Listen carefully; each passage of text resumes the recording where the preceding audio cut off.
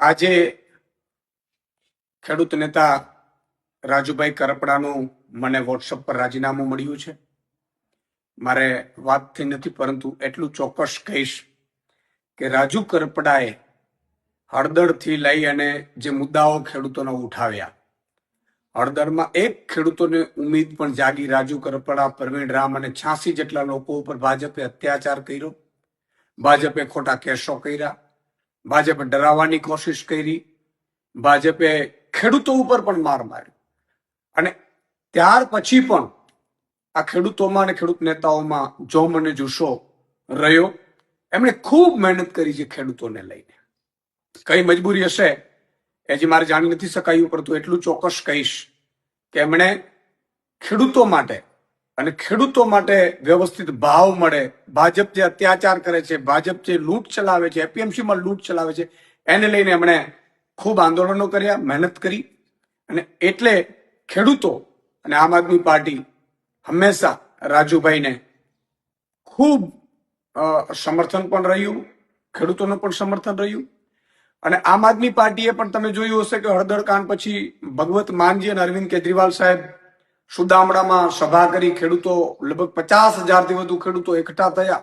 ભાજપ એટલું ડરી ગયું હળદર કાંડ પછી અને સુદામડામાં સભા થઈ, એટલે 10,000 કરોડનું પેકેજ આમ આદમી પાર્ટીના લડવૈયા યોદ્ધાઓના કારણે મળ્યું.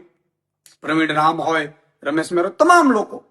અને એનાથી પણ આગળ જતા આમ આદમી પાર્ટીએ તમામ જિલ્લાઓ, મતલબ ઝોનમાં 7 થી 9 ઝોન અમે લગભગ કિસાન મહાપંચાયતો કરી, જેમાં પણ ખેડૂતો ખૂબ ઉપસ્થિત રહ્યા, ખેડૂતો ખૂબ સમર્થન કર્યું.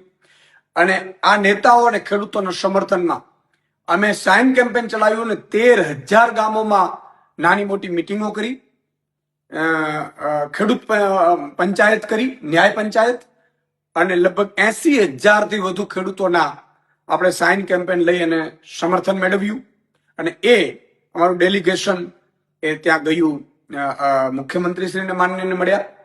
પણ એટલું ચોક્કસ કહેશું કે ખેડૂતોને આમ આદમી પાર્ટીને એના લીડરો ઉપર ખૂબ ઉમ્મીદ છે. અમે ખૂબ સંઘર્ષમાંથી ઉભા થયેલા છીએ. ભાજપ હંમેશા કોશિશ એવી કરતી હોય છે કે લીડરો તૂટી જાય, લીડરોને સામ દામ દંડ ભેદ કરીને હેરાન કરવાની કોશિશ કરવામાં આવે. રાજુભાઈ સાથે સુધી મને હજી ખબર નથી, મારી વાત નથી થઈ. એટલે હમણાં 2 દિવસ પહેલા જ મારા ઘરે કાર્યક્રમમાં આવ્યા હતા.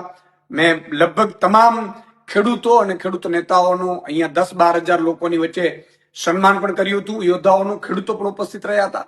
અને ખેડૂતોને પણ ખૂબ મોટી ઉમ્મીદ છે આમ આદમી પાર્ટીને, એના નેતાઓ ઉપર, એના સંઘર્ષ ઉપર. એટલે કોઈ મજબૂરી રહી ખબર નથી, પરંતુ ભાજપ હંમેશા કોશિશ આવું કરતું રહ્યું છે. તમે જો આ પહેલા પણ કેટલાય નેતાઓ જોઈન્ટ થયા, પણ ભાજપ કોઈ ના કોઈ રીતે એને તોડવાની કોશિશ કરે, એને ડેમેજ કરવાની કોશિશ કરે, એને હેરાન કરવાની કોશિશ કરે. જેલમાં પણ અત્યાચાર આ ખેડૂત નેતાઓ ઉપર કરવાનું ભાજપ ચૂક્યું નહોતું. મેં જે રીતે જેલમાંથી આવ્યા પછી બધા જે આગેવાનો મળ્યા છે, ખૂબ અત્યાચાર કર્યા છે. યાર, એ લોકોનો વાંક શું હતું? અને હજી પણ કેસોના દબાણો આન તેન. એટલે મને લાગે છે કે ભાજપ છે એ કોશિશો આવી કરતી રહેશે, પરંતુ આમ આદમી પાર્ટીને એનો એક એક નેતા અને એક એક સંઘર્ષશીલ ખેડૂત એ હંમેશા પોતાના સત્ય માટે લડતો રહેશે.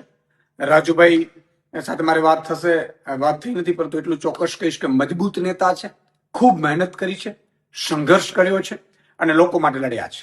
જય જવાન, જય કિસાન.